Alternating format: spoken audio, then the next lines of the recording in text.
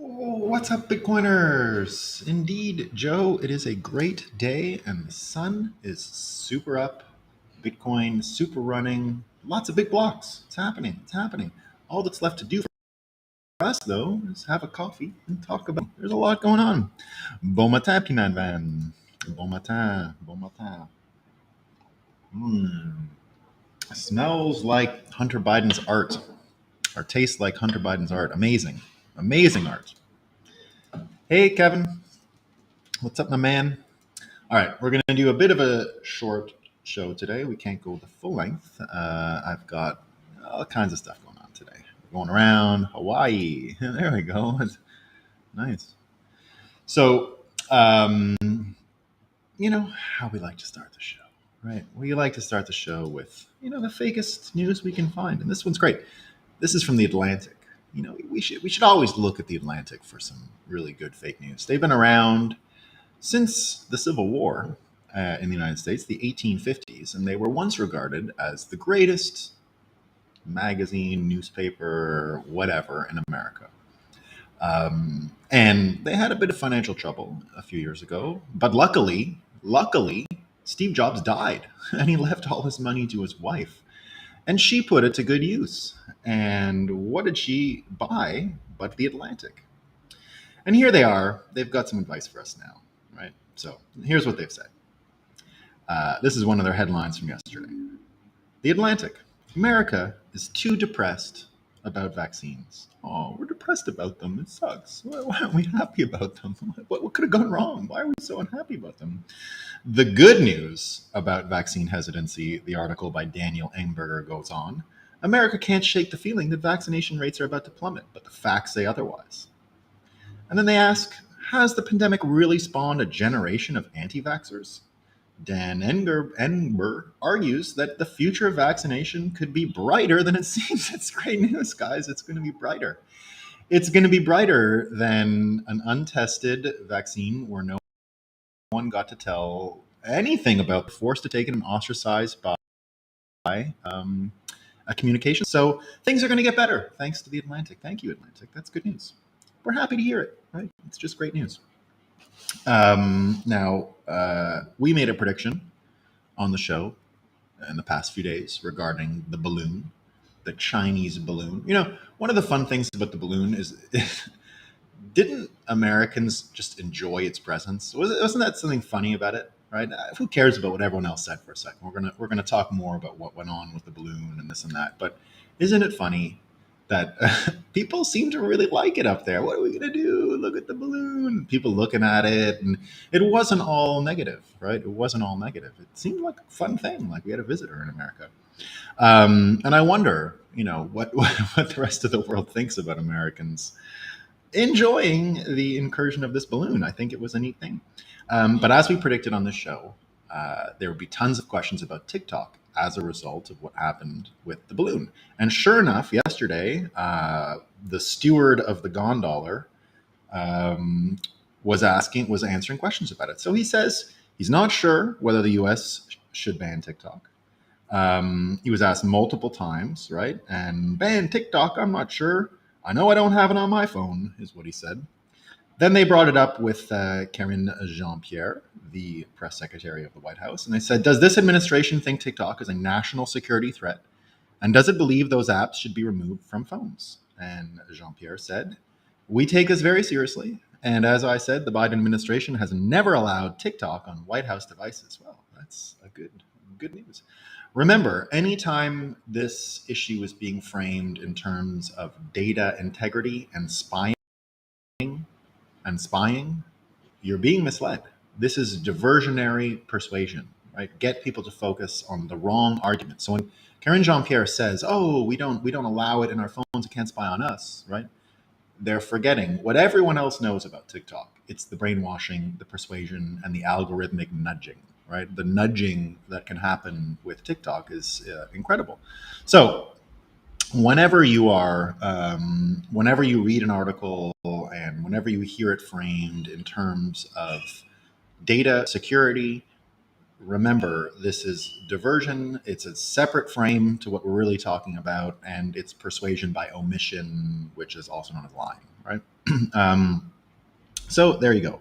All kinds of people now asking about it. And the way I feel about it to this day is because it gets reframed, especially from the White House, right? Now, Congress, lots of Congress people know about the frame we're discussing here. It's psyops, right? Algorithmic preference and all those kinds of things. And that is not a secret. So whenever someone makes the choice to frame it in terms of data security and that kind of stuff, spying, right? Um, you have to remember that that frame was chosen. The threat was chosen, and at this point, we can just assume. I don't think we need much more proof that the Bidens or Joe in particular is not interested in discussing TikTok or following up on the real issues. So until I see otherwise, we can now just assume corruption in this case, and we can go one step further. We can go one step further, right? We can even prove, I think, with some coincidences and some connections, right? We can't mind read. We can't mind. We're not going to mind read, right? And we're not going to go with zero proof. But here's what we know, right? Here's what we know. We know that with Joe talking about TikTok, making it about the spy issue, his own press secretary talking about the spy issue, not the persuasion issue. Couple that with all this great news yesterday that we saw on Hunter Biden. Right? Hunter Biden has a lot of news yesterday, and here's the Daily Mail. Right, you've got Hunter Biden in the Daily Mail and Bloomberg about what? Is it about the laptop? Is it about the kickbacks from China? Is it about what was going on with the or the germ labs, the bioengineered biota stuff in Ukraine, like what everyone else is talking about, right? And Hunter Biden getting paid from virus facility in Ukraine, getting paid from China, right? Are we talking about that? Is the Daily Mail picking that up? Is Bloomberg picking that up, right? In the same way that they're avoiding talking about TikTok and persuasion and leaving it in the realm of simply spying on you and collecting your personal data, the Daily Mail and Bloomberg have done the following, right? So the art dealer representing Hunter Biden calls him one of the most consequential artists in this century, as he sells his paintings for up to $500,000, but refuses to say if he will name the buyers to Congress. So that at least the context, right? That he refuses to name buyers to Congress. Here's Kyle Becker. If Joe Biden cared Hunt's seemed to be a conflict of interest, he would never have allowed him to take $80,000 of diamond gifts, $5 million in forgivable loans, cash Ukraine jobs, or sell art to hidden buyers. That's how pathetic most journalists in America have become. USA Today. Hunter Biden's art dealer says his work is important. Why the paintings factor into GOP probes. So going on here, that's USA Today. Bloomberg did one too. So remember, Hunter Biden can sell art for any price he wants, and you can't even ask the buyers. The actual provisions they've put in is that the art is bid by blind buyers, so he doesn't know who's buying it, right? But how many people are lining up to pay $500,000 for this stuff? But this is actually what's happening. This is in the news yesterday. This is how they're framing the Hunter Biden thing. And they're making an issue of Congress trying to get in, because now part of the Hunter Biden laptop is looking into these sales, right? If you remember Mario Nawfal, right when he got started on the SBF case, right? His first big break. You know, he's the guy hosting all these spaces, right? He's going to be at Bitcoin 2023, May 18th to 20th. I don't think he's announced yet, but he's one of the guys we've got. Part of an independent media trying to get as many of these folks as we can. And Mario, right? You know, young guy, hustling, doing great stuff. People say what made him was him doing those spaces and Elon coming in the SBF early days. I think it's one other thing that made him. He was clever enough to get Hunter Biden, in one of these spaces to talk about his NFTs. And Hunter didn't really understand the context. It was a setup, right? And Mario was still not really a known entity. And you can see the video. He starts asking Hunter Biden about who is buying this stuff. And of course, he realizes now that it's a sting, and he just dropped the call and left. Now, put this in context, right? Put this in context. We get FATF. Remember FATF, right? Remember FATF, right? It's the thing in Paris that organizes all the money laundering rules for the world. $10,000 thing you sign every time you cross a border. That comes from this Parisian thing, and they name and shame countries that don't do money laundering checks. Here on the island that I'm on, they get criticized all the time because they're not good enough at it. Puerto Rico gets criticized, right? All these different places that don't report to the larger compliance agencies like FinCEN in America, FinTrack in Canada, the Financial Authority in the UK, all these different things. Remember, uh, this group over Hong Kong, not willing to adhere to their extraterritorial, supranational advice, right? So when this Parisian entity, coincidentally in 2019, when they named and shamed Hong Kong, was presided over by the CCP in China. Countries in the group take their turns, and it was China's turn. Within a month of China taking over in 2019, they directed all of their attention onto the Hong Kong issue. Now, go back in time to 2019 and what was going on in Hong Kong. That was the famous Hong Kong protests, where our favorite NFT, Pepe, became a celebrity because he was one of the symbols of resistance. And that's why you see even Damus now, the client for Noster, so popular in Hong Kong, because that whole movement has still got a lot of energy behind it, right? Now, at the time, what happened was the apparent sanctity of anti-money laundering regime in the world said to Hong Kong, you must have extradition to mainland China for money launderers. If you don't, right, the whole system in the world sucks and it's your fault, right? We have no way to stop money laundering unless Hong Kong, that's the big problem in the whole world of money laundering, is Hong Kong not extraditing to mainland China has some issue with some financial criminal, right? So this became the governor of Hong Kong, Carrie Lam, and it became her citable data, her citable reason for allowing extradition from Hong Kong to mainland China, which created all of the trouble and really destroyed Hong Kong. So in the end, we were willing to trade Hong Kong. We traded it straight up with supranational international organizations in order to make sure the sanctity of their money laundering regime was intact. We gave Hong Kong to the Chinese legal system. It is now China. There's no such thing as Hong Kong. There's a place called Hong Kong. It has the name of Hong Kong. Whatever you thought of Hong Kong is gone, right? There is no more common law being practiced there. There is no more rule of law being practiced there. You have a problem, you launder money according to them, you're out of there, right? They're sending you to mainland China and you're done. And now all of this fuss for the $10,000 money laundering rule for Hong Kong, right? But Hunter Biden, Hunter Biden, nothing. So I'm not kidding here. I've said it for 2 years. I am not kidding. I want Binance. I want Coinbase. Hire Hunter. Hire him. Just hire Hunter. We need him. He would be the best. He's immune to money laundering. It doesn't matter. If you hire Hunter, no one's going to look. Hire Hunter, everyone. Just hire him. We got to get Hunter at Bitcoin 2023, right? Ask him, Hunter, how do you move all the money? How does this happen, right? And that's why I think we got to lure Hunter into Ordinals. I'm not kidding. Why isn't Hunter on Ordinals? Why is he only giving his action to these New York City art dealers and stuff that give him these quotes in USA Today? Get Hunter on Ordinals. Like when Mario Nawfal interviewed him, right, with just the NFT stuff. He can get into Ordinals, man, right? He can start selling his one sat for who knows how much, right? Apparently it works, and then you don't have to listen to these guys, right? If you get Hunter Biden, it looks like you don't have to worry about FinCEN, FinTrack, FATF, travel rule. It all goes out the door. Just hire Hunter. Hire him. We need him, right? What does it cost? What does it cost? What is it, like $500,000, $1 million?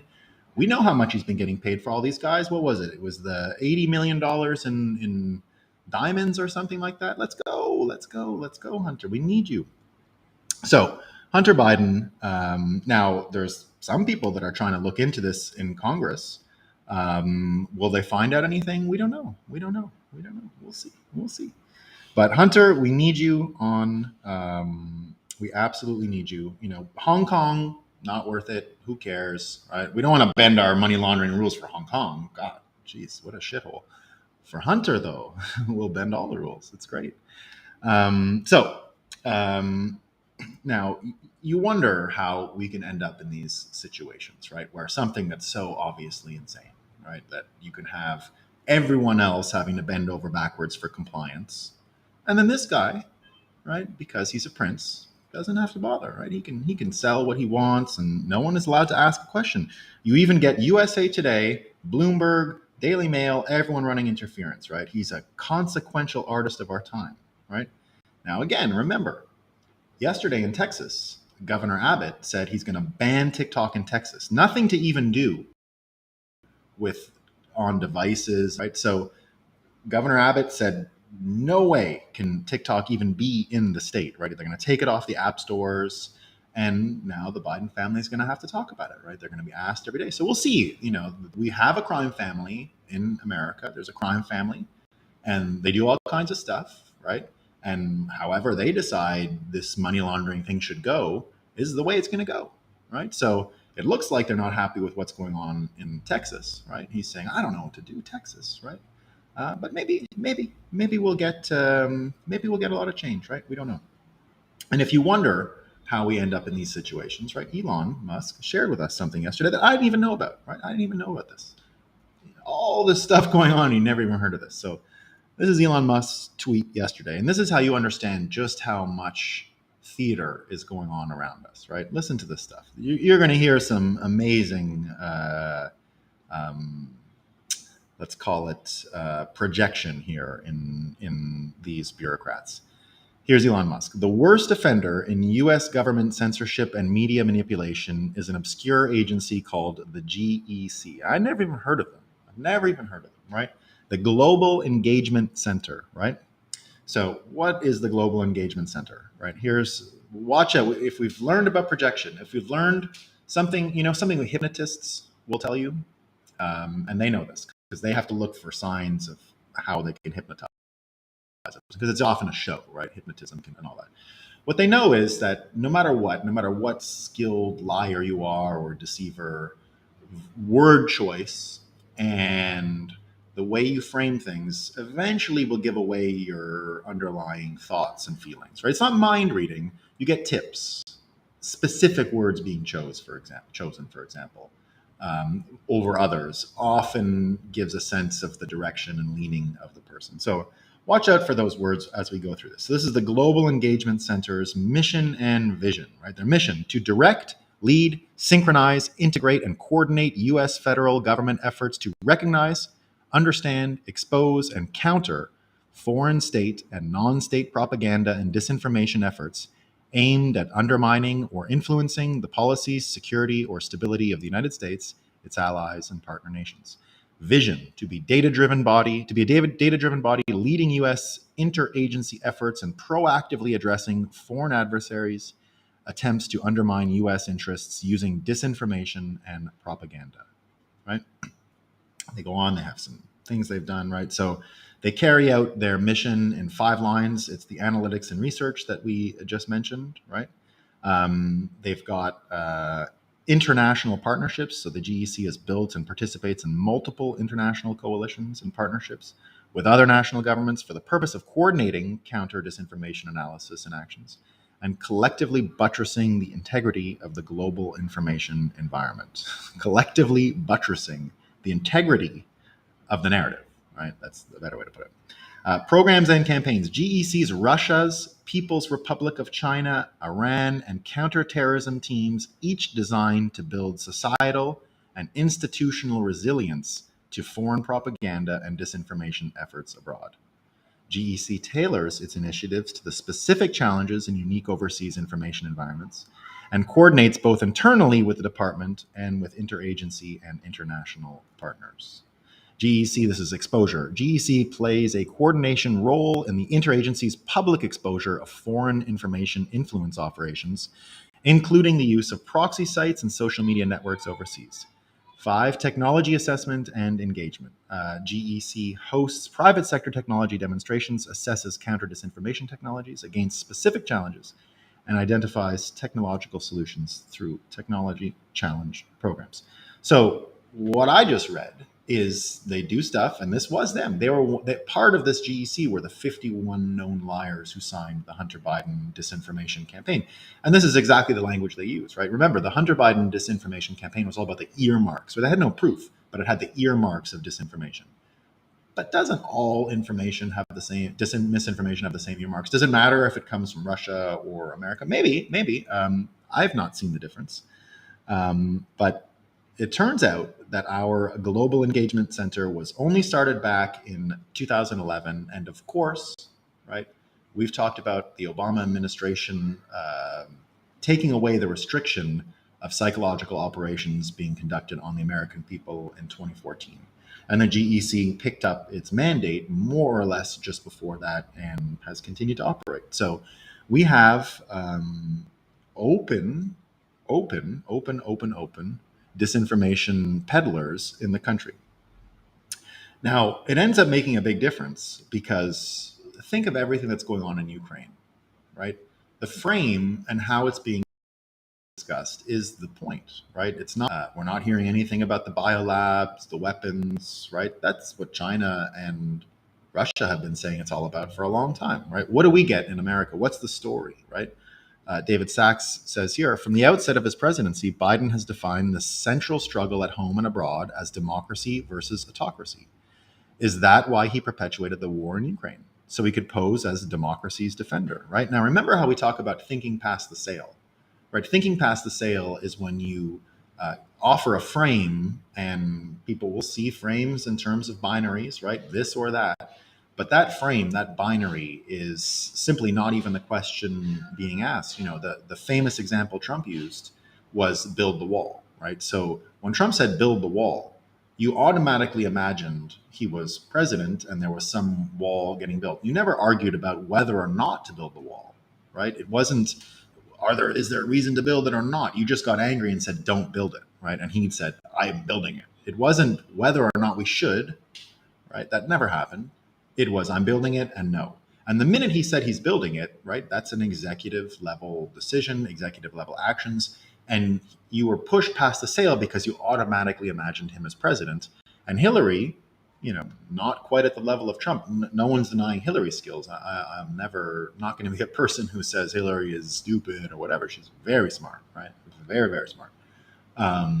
Hillary, right, just not at the level of Trump in this kind of debate, simply said, you know, oh, no, it's racist, it's this, it's that, don't do it, right? But people's minds were already picturing Trump as president making these calls, and that's called thinking past the sale, right? It's a famous example of Trump. But everyone can use this trick, and making the whole thing in Ukraine about freedom versus not freedom when there was a whole bunch of other issues, right? Where's the money coming from? How is Hunter getting paid? What's going on here, right? And of course, now we know, and this was something that we talked about yesterday in the show, and that continues to be an issue, is that the Israeli president, Naftali Bennett, had a peace deal before the war really got going. And Michael Tracy here underlining, right, the former Israeli Prime Minister Naftali Bennett just confirmed what any rational observer could have surmised. Russia and Ukraine reached a preliminary agreement during the early phase of the war. Both sides very much wanted a ceasefire, Bennett said, but the U.S. blocked it. Bennett was one of the few leaders seen as impartial and trustworthy by both Putin and Zelensky. So when the invasion happened, he quickly took on a role as a shuttle diplomacy mediator. He said he personally facilitated exchanges between Russian and Ukrainian negotiators, right? So, you know, read the whole Twitter thread. This all continues to come out of the interview that he had, Bennett had, the podcast he did. So, you know, you get a lot of people saying the frame here between freedom and not is part of this smokescreen that folks like the GEC can deploy, right? So, you know, I don't think we're mind reading at all to figure this out. But if you want to go a little further, right, you get Kaneko, a Substack, was retweeting something from the end of the year after Musk brought up that GEC, just to show the formalization of the psyops, right? This is on paper them saying this is what they do: misinformation, counter misinformation, right? All of these things. Talking about exactly what went on with GEC. So he says the Department of Homeland Security outsourced censorship to the Election Integrity Partnership, comprised of 4 organizations. That was Stanford, Atlantic Council's Digital Forensic Research. But the GEC was one of the main stakeholders in all of this, the same thing that Elon Musk was mentioning, right? And on the 2020 election, right, 120 analysts monitored 15 tech platforms, 22 million tweets labeled misinformation, entire misinformation narratives targeted. And this GEC, right, only put election misinformation spreading on places like Crowder, Blaze TV, the GOP War Room, right? Project Veritas was the number one group, right? Trump himself was just he as an individual is just on this list as being a misinformation distributor. So we see this is out in plain sight. Disinformation psyops outfit, right? Actually engaged in partisan, statistically observable preferences, right? And now you get the same frame, right? Democracy, defending democracy, a country has to lose. What's going to happen? You get Rachel Maddow, right? Rachel Maddow on her podcast yesterday, Independent Americans, it's called, because she went independent, right? Rachel Maddow is now an independent journalist. All right? I'll give you some details on her independent journalism in a second. This was the quote yesterday from her new podcast since she left MSNBC. To lose was the quote, right? This is an especially precarious time in Ukraine, and Rachel Maddow joins Paul Rykov to discuss and to take on some of the far left calls for peace talks, right? To take on some of the far left talks for peace talks is what she says. Glenn Greenwald reminds us that Maddow makes $30 million a year from Comcast, NBC. Right, Comcast is NBC. Put another way, Comcast every 30 days wires $2.5 million into her bank account. That's independent of all her other income. Meanwhile, Ukrainians are trying to escape the war she demands from her studio. So we know Rachel Maddow, right, works for Comcast, is presented as an independent journalist, goes into the podcast scene, the news scene, and says things like, Russia needs to lose, right? Now, maybe they do need to lose, right? Maybe they do. We're not experts on Putin's government and what the Russian people know and all those things, right? But on this show, what we think is that Americans, right, not the countries, right? Russia might need to lose. Russian people don't need to lose, right? What did they do wrong? China needs to lose. The Chinese people don't need to lose, right? And our frame for World War III, our frame as Bitcoiners, me as a Bitcoiner, here believes it, but my frame for World War III is America needs to lose. Americans can win, right? They're not the same thing. In World War II, we saw, right, the results of World War II proved it to us that America won World War II, but did the Americans really win World War II? Did they really win, right? Is that a believable statement when we go around our cities today? Does Philadelphia look like a major city of the most powerful country in the world that has maintained its dominance since it won the last great war? Doesn't really look like it to me, right? And that's pretty much the case across American cities. Now, America has plenty of beautiful spots. Plenty of Americans are living the greatest life on this planet. I will never deny that, right? America still has provided fertile opportunities for Americans. There's no doubt about it, right? But there was a price that came with the spoils of America Inc. winning World War II. The ubiquity of the US dollar and the fallout of having a global reserve currency and everything that we know about the Cantillon effect and what it means and the what's the one they always talk about on the Triffin dilemma, right? The Triffin dilemma. So all of these things, right? The Triffin dilemma itself means Americans didn't really win, right? That's kind of the point, that other countries will arbitrage your monetary policy and try to suppress the value of your money, which is what happened in the United States, right? The sorry, not suppressed, elevate, right? The American dollar was pushed up in order for other countries to manufacture stuff and export it to America for a cheaper price. So, we put all that together, right? We start imagining that we now have a clear, formally out in the open American psyop disinformation outlet. We have a frame that no one recognizes around the fight for justice and democracy in Ukraine. Now, some people recognize it, right? But I think most Bitcoiners say, I don't think there's any good guys in this fight, right? We want the war to stop. I don't think there are good and bad guys here. It's a mess, right?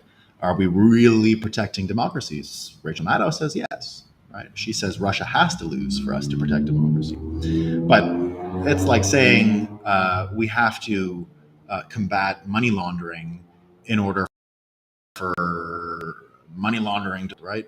I mean, did it happen? Did it stop? No, of course not, right? So the Hunter Biden thing and everything he's doing with Ordinals and, sorry, with NFTs and art sales, and whether or not he does it with Ordinals, which we wish, like, come on, Hunter, let's do Ordinals, right? Let's get it running. I think shows that the narrative is spinning apart. And the good news for Bitcoiners is all of these subjects show that our understanding is growing of the psychological thrust that makes these things work in the first place. Right? We often compare the dollar and the entire U.S. financial system that's become hegemonic in the world as being a psychological engine. Right? It's a psychology engine, and its capacity to perpetuate forward is limited by things like Hunter Biden. It's limited by the complete lack of trust, faith, credibility of people like this. Watching Biden, the steward of the gone dollar, walk around America and not be able to answer straight questions on TikTok, while the governor of Texas seems to have it figured out, while his press secretary is running clear diversion talking points. Oh, data security. We don't allow it in this building, right? Means that the psyops field is wide open, and people are, continuing to have to live with it. All right, team. I don't have a ton of time today. We're going to do a short show. So let's get to some quotes here. Right? Maybe they finally shot down the Wizard of Oz. Stop the inflation. Nice one, Bitcoin graffiti. I like it. Morning, all. My phone's ringing. All right. HB has mastered all forms of money laundering. Hunter Biden we got a lot to learn from him. Got to make him a Bitcoiner. Definitely not money. No, he's the greatest artist of his generation. USA Today said it. Like, what are you going to do? I guess Hunter needs lawyer fees. Nice way to get them. Yeah, he does have the, I love how no one ever talks about the granddaughter that Joe Biden has, that he just doesn't acknowledge. Imagine Trump didn't acknowledge a granddaughter he had because his son knocked up a stripper. Could you imagine? Right? It's crazy. One word, Iraq. So trust will never be. Yeah, it can't be. I mean, since Iraq, it's we know they lie, right? We know they lie. The naive, and that's what it comes down to. When I say America losing World War III, it just means our. How we all. Where the anthem comes from at sports. Where that comes from? It comes from the wars. When everyone came home, they started singing the anthem before sports because we were now peaceful and da da da, and everyone believed it. You know what I mean? Everyone believed it. Everyone got up. I've believed it, right? I've gotten up in our sports stadiums and been patriotic with our national anthem and absolutely believed we were the good guys, right? And there are, I mean, the spirit of America is on the good side, it feels like to me, right? I'm still guided by a lot of the things that are a part of American brainwashing, right? Because some brainwashing is good, guys. I don't, some of it's good. Um, and I just can't imagine anyone doing that again, right? Now, I understand we still get up for the national anthem, but, that football player Colin Kaepernick changed it, right? And I think I do. I thought it was a good thing then. It didn't bother me that people need. I think they should cancel the anthem at the games because I don't think we have um, uh, the type of patriotism we had. It changed, right? Which is a good thing, right?